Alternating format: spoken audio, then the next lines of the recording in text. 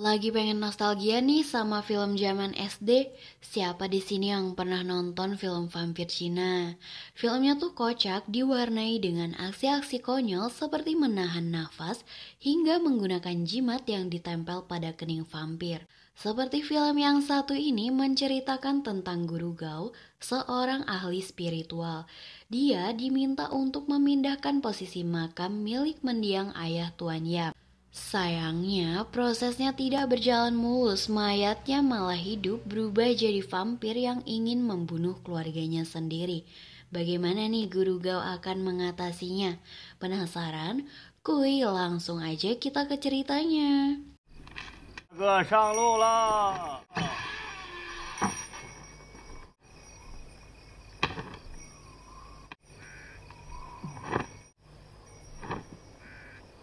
Suatu pagi, Guru Gao mengajak muridnya untuk memenuhi undangan dari Tuan Yam. Sesampainya di restoran, mereka diantar untuk bertemu Tuan Yam.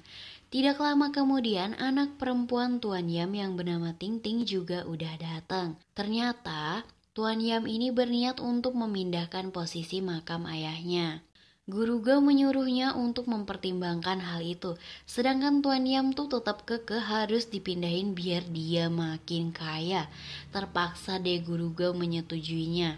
Karena Guru Gao dan muridnya nggak pernah makan di restoran mewah, akhirnya mereka dikerjain sama Ting Ting. Lucunya, muridnya yang polos ini malah ngikut aja cara minum kopinya. Nah, habis ngeliat Ting Ting nambahin gula dan susu ke kopi ayahnya, mereka malah ikut nambahin ke egg tart yang memang udah manis, ya makin kemanisan lah. 3 hari kemudian di pemakaman mereka udah memulai ritual sembayang. Ternyata dulu mendiang ayah Tuan Yam ini membeli paksa tanah pemakaman dari seorang peramal. Karena dendam, makanya peramal ini sengaja ngasih petunjuk pemakaman yang salah, sehingga membuat Tuan Yam kurang beruntung, bisnisnya tidak berjalan lancar. Karena diyakinkan oleh peramalnya, Tuan Yam percaya kalau nasib baiknya ini tergantung dari penataan makam ayahnya. Makanya mayatnya dikuburkan berdiri. Anehnya, dari peti mayat mengeluarkan kabut hitam. Guru Gao yang sadar akan ada malapetaka menyarankan untuk langsung aja dikremasi. Tapi nggak dibolehin karena almarhum ini takut api. Mau nggak mau pemakamannya harus ditunda, mayatnya pun dibawa. Sedangkan kedua murid Gao, sebut saja Choi dan Budi ini disuruh bakar dupa sebelum balik. Pas mau nancepin dupa, si Budi ini malah menyayangkan ada yang meninggal di usia muda. 谢谢，谢谢你。哎呦喂！哎呦！ Sedangkan Choi mendapatkan dupa yang tidak terbakar sempurna. Kata Guru Gao ini tuh petanda buruk untuk keluarga Tuan Yam, pasti akan ada yang meninggal. Aneh banget, mayat berusia 20 tahun yang awet itu sekarang malah mulai membusuk. Langsung aja deh sang guru membuat darah ayam yang dicampur dengan tinta, kemudian dicetak pola garis ke seluruh petinya biar aman. Takutnya mayat yang penuh dendam ini sewaktu-waktu bisa berubah jadi vampir. 好，看完了。哪儿？这儿啊！臭小子！这儿。师傅。骗你！拿着。好啊，大师傅啊！ Gara-gara mereka main-main, jadi lupa deh membuat pola di bagian bawah peti. Saat tengah malam, vampirnya tuh mencoba untuk keluar guys. Karena berisik gurunya jadi kebangun, pergi deh ngecekin. Tapi batal lagi ngecekin peti bagian bawah, soalnya keburu udah dikagetin sama Choi yang tidurnya pecicilan. Keesokan paginya, Guru Gao mendatangi kediaman Tuan Yam untuk berdiskusi. Nah, kedua muridnya ini menghampiri Ting Ting. Merasa cemburu, kepala polisi yang merupakan sepupu Ting Ting, kita panggil aja namanya Kapten Toyik, mengusir mereka. Mereka berdua kesel dan berniat mempermalukannya. Terus mereka mencabut rambutnya dan ngerjain dia yang lagi PDKT sama Ting Ting. 来，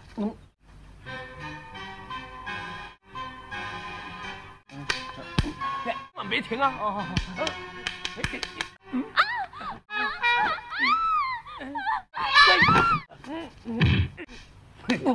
我想喝茶。 Malamnya, almarhum telah berhasil menghancurkan peti mati. Menjadi vampir seutuhnya, ia menyantap seekor kambing hitam dan mendatangi anaknya.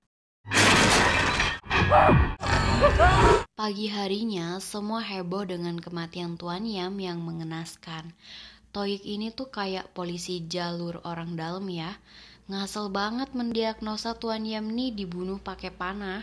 Guru Gao mengkoreksi perkataan Toyik. Sebenarnya tuh bukan ditikam pakai panah, tapi dia ditikam pakai kuku yang panjang. Nah, Toyik lagi-lagi langsung menuduh Guru Gao sebagai tersangka dan menangkapnya. Dugaan Guru Gao benar, mayat ayah Tuan Yam nih udah hilang. Parahnya bakalan ada 2 vampir nih yang berkeliaran malam ini. Malam pun tiba. Di penjara, Toyik memaksa Guru Gao untuk mengaku atau dia akan disiksa. 是尖字，像这块猪皮这样烙。 Si Budi ini ngendap-ngendap di genting udah kayak maling aja. Dia tuh disuruh bawain peralatan punya Guru Gao. Nah, di dalam penjara gurunya ini udah parno. Terus-terusan ngecekin mayat Tuan Yam ini udah berubah jadi vampir apa belum. Kepalanya malah gak bisa dimasukin lagi. Si Budi bukannya bantuin malah ngetawain gurunya. 你动动脑筋行不行啊？干什么？ Si Budi ini membawakan peralatan milik gurunya. Pinternya dia malah bawain ketan yang udah mateng. Dengan polosnya dia bilang bisa ngasih makan vampirnya. Melihat vampirnya mulai gerak, Guru Gao langsung membuat jimat penangkal yang harus ditempelkan di jidat vampir. Karena takut, mengendap-endap Budi mencari vampir yang kabur itu dan...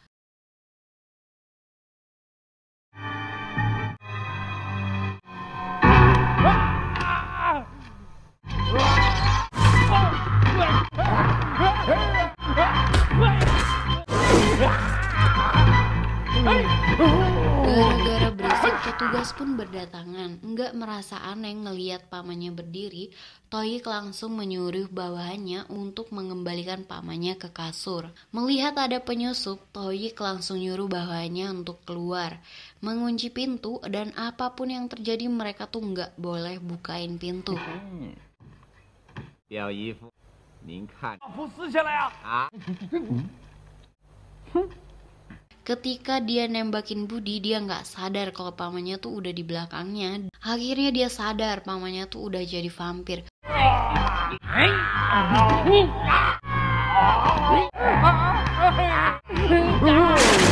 Sontak Budi langsung merebut pistol dan nembakin vampir itu. Tapi nggak ngefek guys. Pas mau kabur, Toyik tuh malah ketangkep. Niatnya Budi tuh mau nyelamatin dia, yang kelempar malah si Toyik, apes mulu dia.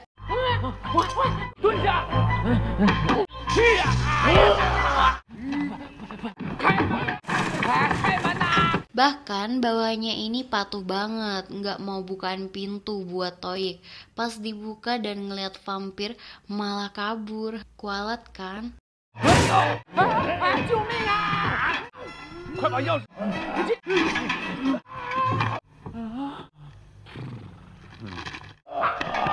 等一会儿憋住气。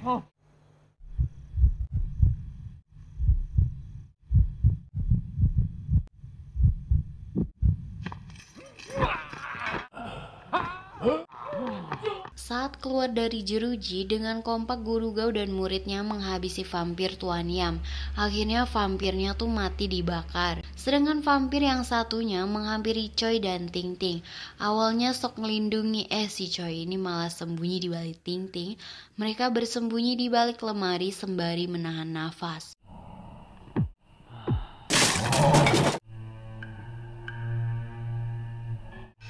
Karena gak tahan, Ting Ting bernafas menggunakan bambu yang dibawain oleh Choi. Saat giliran Choi, dia malah bernafas di depan muka vampir. Untungnya dia berhasil menutup hidung vampir, makanya mereka masih sempat kabur.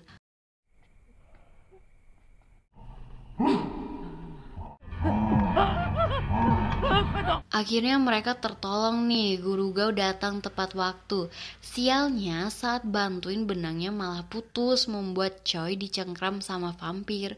Saking kuatnya nggak bisa dilepasin sampai bikin Choi pingsan. Di saat si vampir sibuk ngejar Budi, Guru Gao udah nyiapin perangkap yang berhasil ngejebak vampir itu. Karena terluka parah, akhirnya vampirnya kabur deh. Saat ini situasi masih belum aman, jadi si Ting Ting disuruh ikut ke rumah Guru Gao. Mereka sibuk bikin ramuan untuk luka Choi. Sekarang ototnya Choi tuh udah mulai mati rasa. Bisa-bisa dia berubah jadi vampir, makanya dia tuh disuruh joget-joget di atas taburan ketan biar peredaran racunnya terhambat. Berhubung persediaan ketan udah habis, Budi disuruh beli ketan 50 kilo. Ternyata pedagangnya ini nakal, diam-diam dia nyuruh anaknya buat nyampur ketan yang dibeli dengan beras 30 kilo. Oonnya si anak malah ngarungin 45 ketan dan 30 kilo beras. Bukannya cuan malah boncos banyak. Di perjalanan pulang, hantu wanita yang di kuburan dari awal cerita tadi tuh udah mau ngedeketin Budi. Dia tuh playing victim, membuat dirinya terlihat seperti korban lelaki hidung belang biar Budi tuh nolongin dia. Nah, di rumah hantu itu menawarkan tubuhnya sebagai ucapan terima kasih. Tapi karena merasa nggak masuk akal, langsung aja ditolak mentah-mentah sama Budi. Tapi dia malah dijebak seolah-olah lagi hujan lebat. Bahkan dibikin mabuk berat hingga adegan berkebun pun terjadi sepanjang malam. Keesokan paginya, Choi terbangun dalam keadaan setengah vampir. Karena panik lihat kedatangan skuadnya Tohik, buru-buru deh dia motong kuku dan berdandan untuk menutupi wajahnya yang pucat. Di saat bersamaan, si Budi ini pulang terlambat. Beralasan dia tuh berteduh dulu karena sepanjang malam hujan. Tapi Tohik nyelutuk kalau kemarin malam tuh gak hujan, soalnya dia juga lagi patroli. Melihat keadaan masih aman, Tohik pun pergi gitu aja. Untungnya Guru Gao ini teliti, dia yakin kalau Budi ini diganggu sama hantu. Hari udah malam, bangun-bangun Budi tuh pamit mau pulang. Nah, diam-diam Guru Gao ngikutin Budi sampai ke rumah hantu itu. Saat ingin berpelukan, hantu itu malah terpental berkat jimat penangkal setan yang digambar Guru Gao. Bodohnya jimatnya malah dihapus sama si Budi ini. Menggunakan daun salam, Guru Gao ini membuka mata batinnya, jadi dia bisa lihat wujud asli hantu cewek itu. Menggunakan pedang berkekuatan sinar bulan, dia langsung menyerang hantu itu. Karena kewalahan, liciknya hantu ini memperdaya penglihatan Budi, seolah-olah melihat kalau Tohik tuh sedang menyiksa hantu itu. Sontak aja Budi mengajar Tohik habis-habisan, padahal aslinya tuh gurunya yang sedang dihajar. Kasian banget ya gurunya. Gara-gara Budi, hantu itu jadi berhasil kabur bagaikan mimpi. Rumah yang indah itu langsung kembali ke bentuk normal. Malamnya, Guru Gao berniat untuk membasmi hantu itu. Sengaja nih si Budi diikat biar nggak diperdaya lagi. Masalahnya saat Guru Gao lagi sibuk-sibuknya, Choi malah berubah jadi vampir nyerang Budi.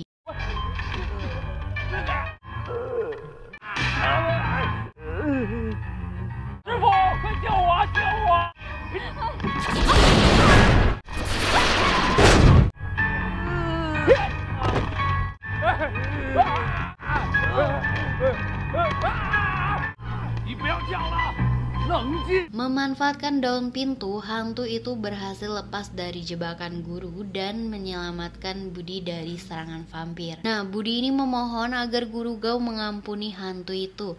Akhirnya hantu itu dilepaskan dan kabur. Tapi masalahnya belum selesai sampai di situ. Guru Gao baru sadar kalau ketannya tuh dicampur sama beras, makanya si Choi tuh nggak sembuh-sembuh. Semuanya jadi kerepotan. Guru Gao harus merendam Choi ke dalam air ketan sambil dikikis taringnya, sedangkan Ting Ting sibuk memisahkan butiran ketan dari beras. Reaksinya langsung kelihatan, otot Choi udah mulai berasa lagi tuh. Tiba-tiba Tohik datang ngabarin kalau ada yang meninggal. Segera guru pergi mengecek keadaan. Beneran dong itu korban digigit vampir.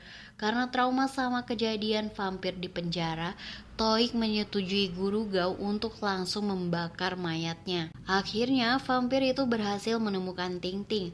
Untungnya gurunya cepat pulang, kemudian menyuruh mereka bersembunyi. Sedangkan Budi membantu gurunya mencari vampir itu. Ternyata vampir ini pinter guys, diam-diam dia berhasil masuk dari ventilasi di atap dan menyerang Choi.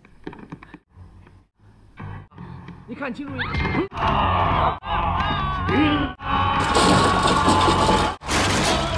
Belum juga sempat ngebuka pintu utama, vampir itu udah kembali menyerang. Mereka pun lari ke ruangan lain, tapi tetap berhasil diterobos. Bisa-bisanya malah ditawarin ayam mentah sama si Toik ini. Ya ampun, vampirnya nggak doyan ya. Saat berhasil masuk, Guru dan Budi langsung menghajar vampir itu. Dia menjadi semakin kuat, bahkan sekarang vampirnya udah bisa ngeliat guys. Makanya mereka tuh mau nyongkel matanya.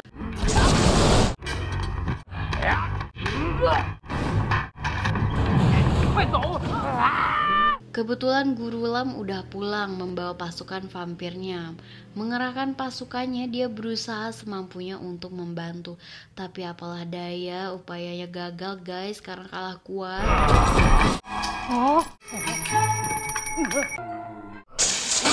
Akhirnya mereka berhasil menahan vampir itu. Guru Gao menyuruh Toik untuk menyedot nafas vampir itu. Tapi Ting Ting berinisiatif untuk melakukannya. Dia malah ketangkep. Untungnya mereka berhasil melepasnya. Melihat peluang, Guru Lam langsung aja menjatuhkan lampu minyak dari langit-langit. Kemudian berhasil membakar vampir itu. Ditambah lagi Budi melempar arak ke arah vampir itu, membuat vampir itu kebakar hingga tak berdaya. Ting Ting jadi merasa iba melihat mendiang kakeknya yang kebakar. Untungnya mereka semua selamat guys.